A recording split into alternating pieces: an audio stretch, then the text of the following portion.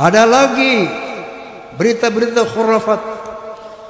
Leluhur kami kalau tidak malu sama Allah dapat memadamkan api neraka cuma dengan kelingking.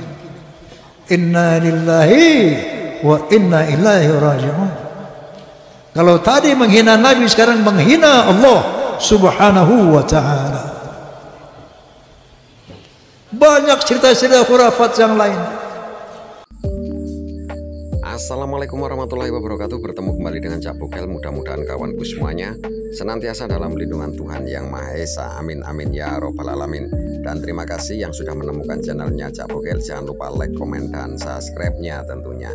Dan hari ini Cak Bokel menyajikan sebuah berita atau tausiah dari Rhoma Irama, Bang Haji Rhoma Irama, tentang nasab dan kaum Ba'alawi tentunya. Yang menurut Haji Rhoma Irama ini, kaum Ba'alawi telah membuat premeng-premeng, ya, provokasi, provokator, dan cerita-cerita khurafat, ya, yang membuat bangsa Indonesia atau kaum muslimin ini terjebak di dalamnya dan mempercayainya tentunya.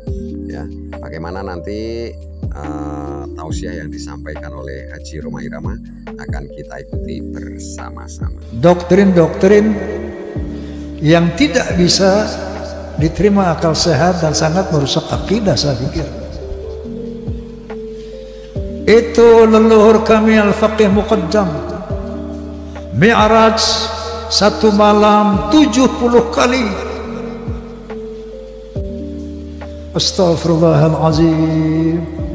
Rasulullah sallallahu alaihi wasallam hanya diizinkan Allah Mi'raj ke Sidratul Muntaha seumur hidup 1 kali. Ketika ada orang mengatakan bahwa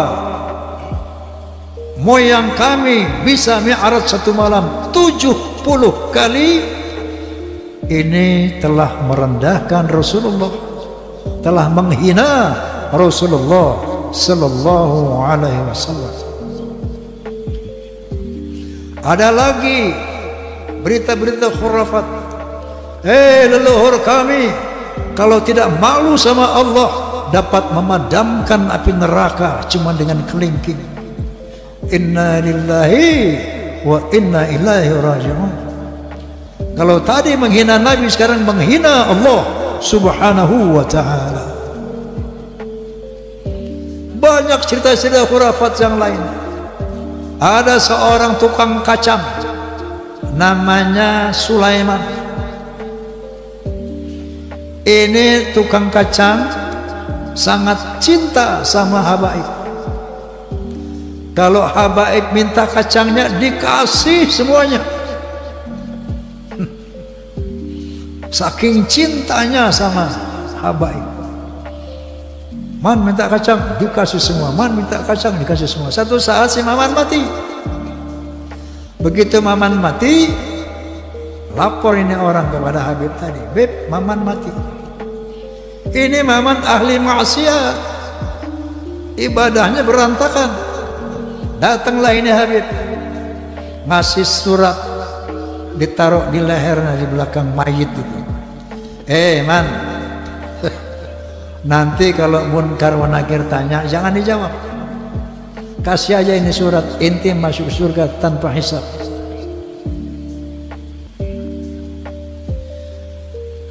Banyak lagi cerita seperti itu. Leluhur mereka semuanya wali, bisa nurunkan emas dari langit. Yaman itu negeri paling miskin di Timur Tengah. Bagaimana kita percaya dia bisa turun emas dari langit? Masya Allah, ini goya nopo.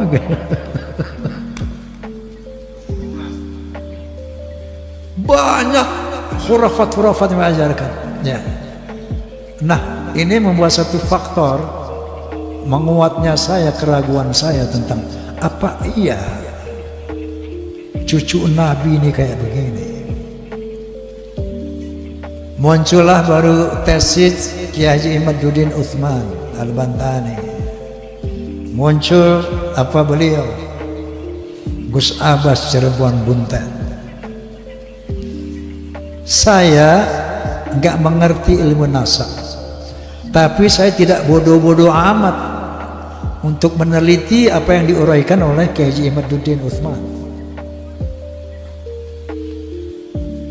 Beliau bercerita di antaranya bahwa yang namanya Ahmad bin Isa, keturunan Rasulullah Sallallahu Alaihi Wasallam, sejak abad ke-4, ke-5, ke-6, ke-7, ke-8 sampai 9 awal itu tercatat di dalam manuskrip kuno hanya punya anak 3, yaitu Muhammad, Ali, dan Hasan. Muhammad, Ali, dan Hussein. Selama 550 tahun itu sejarah menulis itu. Tiba-tiba di abad ke-9 akhir muncul Ubaidillah sebagai anak Ahmad bin Isa yang keempat. Enggak usah pinter-pinter amat untuk meneliti, untuk menerima hal ini. Cukup punya akal yang waras, cukup punya akal yang sehat, kita bisa melihat, oh kalau begitu Ubaidillah ini cantol, cangkokan. Kiai Imaduddin tentu saja sebagai seorang kiai mujtahid bahkan bisa menjelaskan secara ilmiah bahwa kepalsuan Ubaidillah ini. Saya undanglah Kiai Haji Imaduddin di podcast saya. Kemudian dalam rangka, karena saya saat itu sebagai penengah ingin mencari siapa sih yang benar ini, apakah Ba'alawi, apakah Kiai Imad, maka saya undanglah dari Rabithah Alawiyah sebagai penyeimbang. Saya undang Ustaz Taufik Segaf, tidak hadir. Bahkan saya undang juga Rizik Syihab, tidak hadir. Saya undang juga dari Pekalongan Bapak Lutfi bin Yahya, tidak hadir. Sementara melalui media sosial itu semakin gencar, orang mengkritisi ulama-ulama semakin banyak, semakin bermunculan. Lalu saya undang Profesor Menahem Ali, seorang ahli filologi, ahli sejarah peradaban manusia. Dalam podcast saya beliau menjelaskan bahwa yang namanya Hadramaut, kota Hadramaut itu asalnya dari nama orang yang bernama Hazar Maved. Dia orang dari Kaukasus yang kemudian menjadi Hadramaut. Jadi menurut penelitian secara filologi, orang Yaman ini bukan orang Arab, tapi orang Kaukasus. Berarti mustahil sebagai keturunan Nabi Sallallahu Alaihi Wasallam menurut Profesor Menahem Ali. Kemudian saya undang lagi Dr. Sugeng Sugiharto dari BRIN. Beliau ahli ada DNA itu, ahli genetika. Bercerita panjang lebar secara ilmiah, maka bertemulah istilah haplogrup J1 dan haplogrup G. Mereka menjelaskan, beliau menjelaskan panjang lebar bla bla bla bla bla bahwa subhanallah subhanallah subhanallah, ternyata Allah telah mempersiapkan segala sesuatunya, termasuk menjaga kesucian keturunan para nabi. Ternyata DNA-nya itu sudah ditanamkan di dalam setiap manusia. Secara ilmu genetika haplogrup Nabi SAW adalah J1. Haplogrupnya Ba'alawi menurut, kalau Anda klik di internet familytreedna.com, familytreedna.com, klik saja, akan keluar nanti ada 180 orang Ba'alawi, sebagian dari Indonesia, itu dari Yaman, sebagian kecil dari Indonesia. Itu haplogrupnya adalah G, Yahudi Askenazi.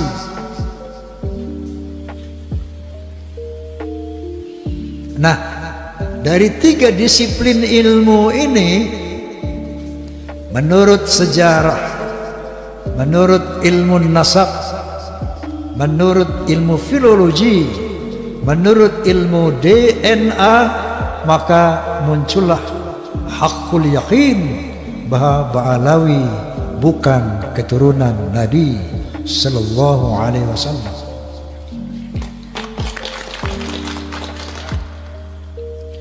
Jadi dari ayat qauliyah dan ayat kauniyah ini muncullah hakul yakin, la ilaha illallah, tidak ada Tuhan illallah kecuali Allah. Begitu juga ketika saya meyakini Ba'alawi bukan turunan Nabi, ayat qauliyahnya adalah dari tesis Kiai Imaduddin Utsman, kemudian dari filologi, dan ayat kauniyahnya DNA. Jelas apa jelas? Oi, jelas apa jelas? Saya mau tanya, Anda pun yakin tidak bahwa Ba'alawi bukan turunan Nabi? Yakin apa tidak? Alhamdulillah. Allahu Akbar. Allahumma salli ala Muhammad. Masya Allah, Masya Allah. Liqawmi yaqilun. Kalau makanya Allah selalu mengatakan gunakan akal, afala tatafakkarun, gunakan fikiran, gunakan akal.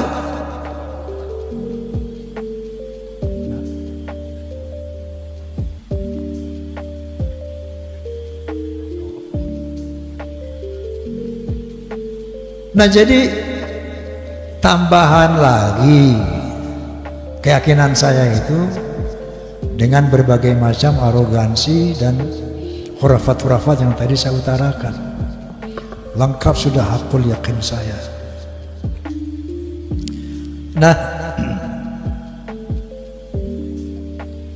kemudian saya ingin berbagi pengalaman. Tempo hari saya dakwah di daerah Jambi, Sumatera Selatan. Tablighul Akbar. Itu kiai-kiai banyak mengatakan, Bang Haji, kami di belakang Bang Haji. Saya pengen sih dia di depan saya, bukan di belakang ya.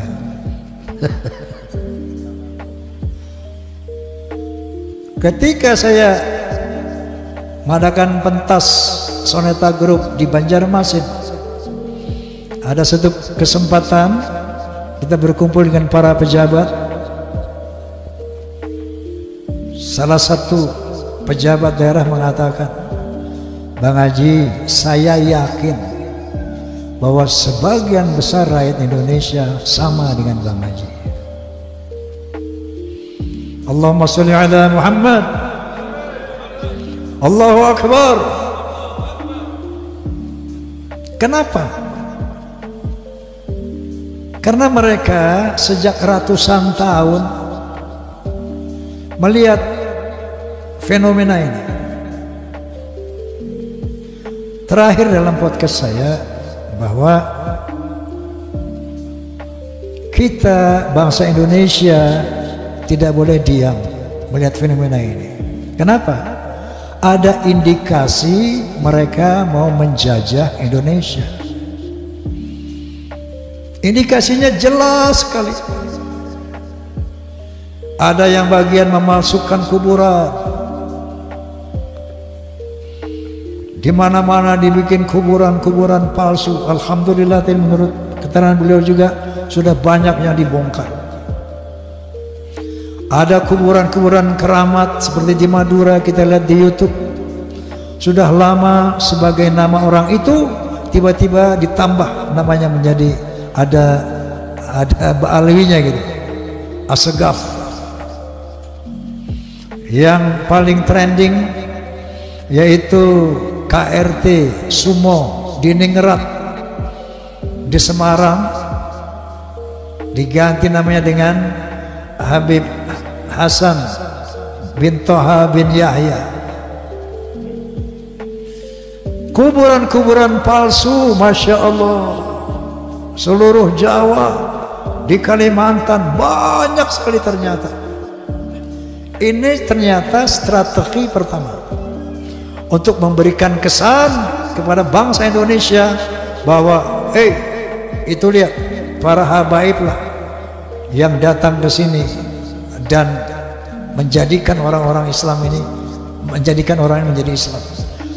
Oleh karena itu Wali Songo pun diklaim sebagai Ba'alawi.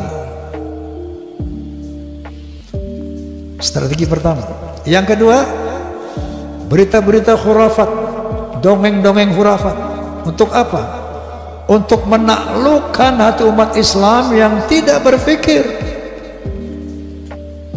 Ini yang namanya Ba'alawi, leluhurnya luar biasa, bisa hijrah Mi'raj 70 kali, bisa memadamkan api neraka yang nggak pakai akal. Itu sesuatu yang luar biasa dan dahsyat. Mereka pun menjadi takluk, tunduk, siap diperintah apapun. Tujuannya itu. Oke, sahabat dimanapun saudaraku berada, itu tadi tausiah yang disampaikan oleh Bapak Haji Roma Irama yang didampingi oleh Gus Abbas Butet tentunya ya. Dan memang benar yang dikatakan Bang Haji, banyak premeng-premeng yang dibuat oleh kaum Ba'alawi ini supaya mereka percaya dan berusaha membelokkan sejarah Indonesia. Mudah-mudahan kita bisa ambil hikmahnya dan bisa membedakan mana yang benar dan mana yang salah. Terima kasih sudah mengikuti Capugel. Diakhiri, wassalamualaikum warahmatullahi wabarakatuh.